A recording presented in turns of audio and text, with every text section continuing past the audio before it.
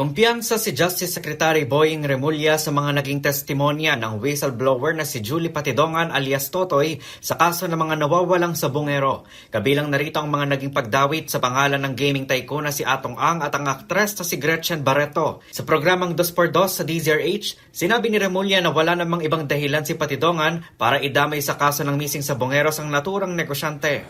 Alam mo yan, parang he's trying to defend his life by saying everything out in public. Na ito si Katotoy, si alias Totoy. Ano yan parang defense mechanism niya na lang yan. Kasi nga, ang alam niya, talagang paliligpit siya nito.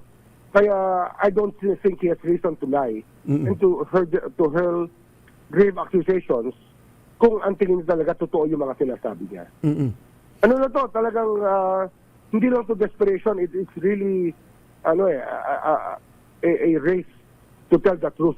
Ito na yun In other words, kung tama ang pagkaintindi ko sa sinasabi nyo, do you consider alias Totoy as a credible witness? Yes, a very credible witness.